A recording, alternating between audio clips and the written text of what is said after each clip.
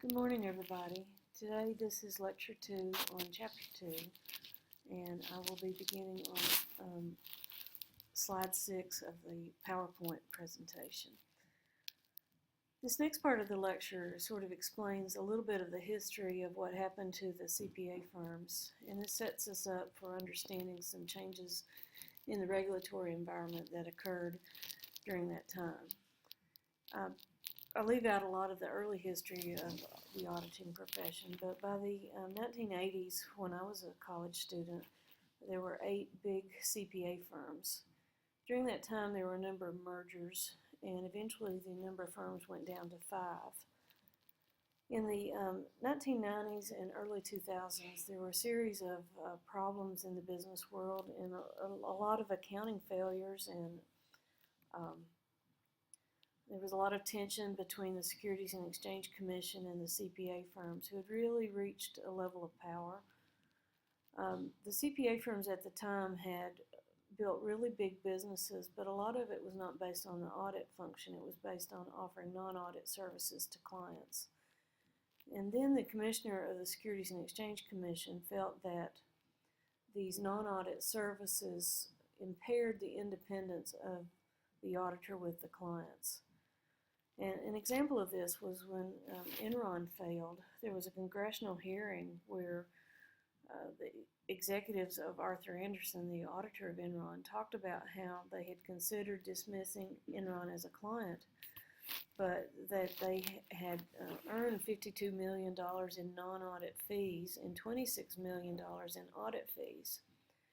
And this illustrates the problem that auditors have is, are you willing to enforce GAAP with a risky client if you also have to give up all this other money, the $52 million that you earn from that client, for providing non-audit services?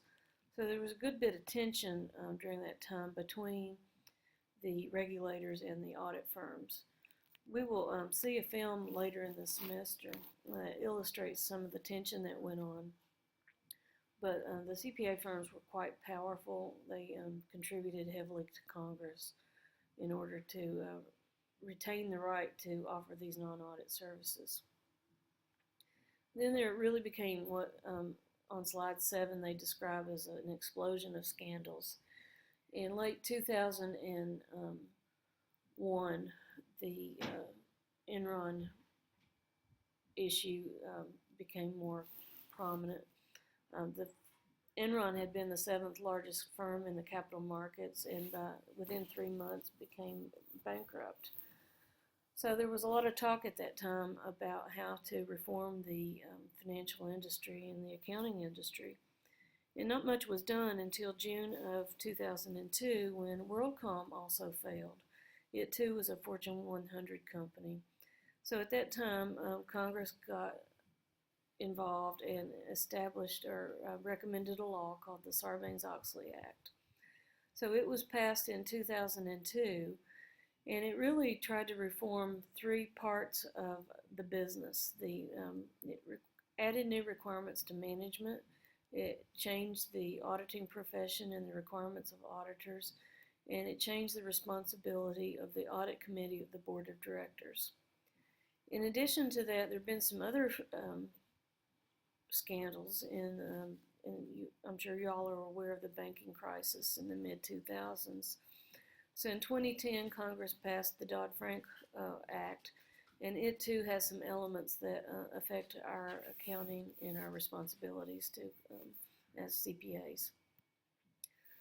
So slide 9, I want to reiterate what our responsibility is what we are charged with by society is to execute an audit to obtain reasonable assurance about whether the financial statements are free of material misstatement, whether caused by error or fraud. Okay, so again, I think I've said this previously in other lectures, we're not giving absolute assurance, but reasonable assurance. But back in the 1990s and 2000s, I think some people would argue that we didn't even find some pretty obvious frauds and some errors in financial statements.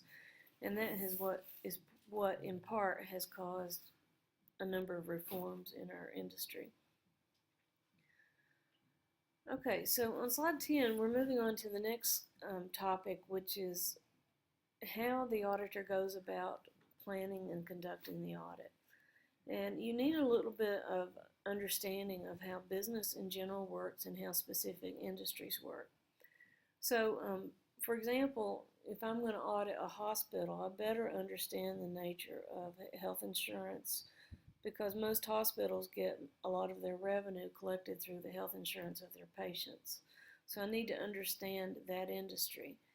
If I'm going to audit a retail organization, I really need to understand the fine points about how inventory works and what is important about auditing inventory.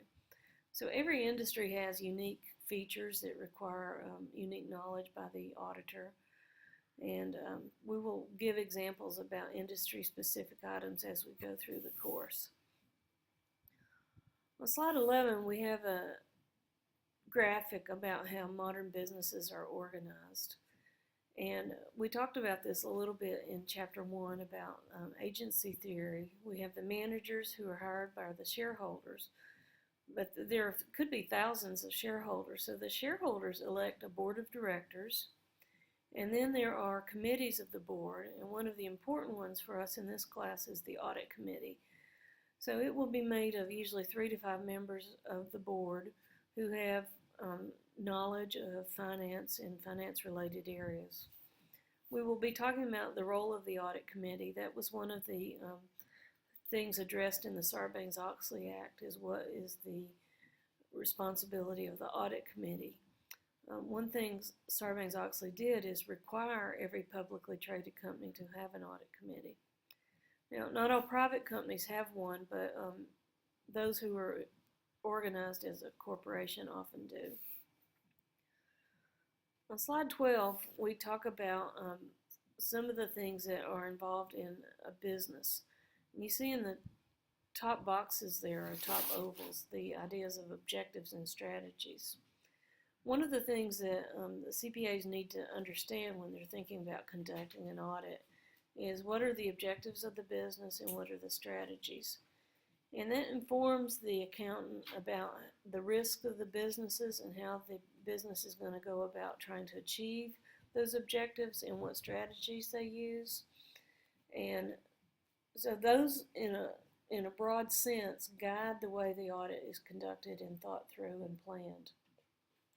The processes are going to be listed on the next page. These are business processes like the kind you talked about in your accounting information system. And in each process, we have a series of controls to make sure that transactions are recorded properly and that assets are not stolen. We have a number of transactions that are performed in each of those processes. And then finally, we report internally and externally to interested parties. On slide 13, we have some of the business processes. So we see financing, purchasing, HR, inventory management, and revenue. Each of these, the audit is conducted around each of these processes. So we will look at, in this course, the revenue process, and then if you choose to take the second auditing class, you'll go into detail on the other 4 processes. I know you've talked about these processes in information systems course, but in this class we will be talking about how do you audit that process. So your understanding from your information systems course is critical in order to understand how to audit it. On slide 14, this is a graphic that's repeated from your book. So it just talks about how all of these things fit together. The management and the board of directors set the objectives and strategies. These are executed in the business processes, and we measure our performance and then report that externally. So that's just a visual graphic of how all of that works. On slide 15, we start to see the organizations that affect public accounting. And I'm going to stop our presentation right here and leave that for the next lecture.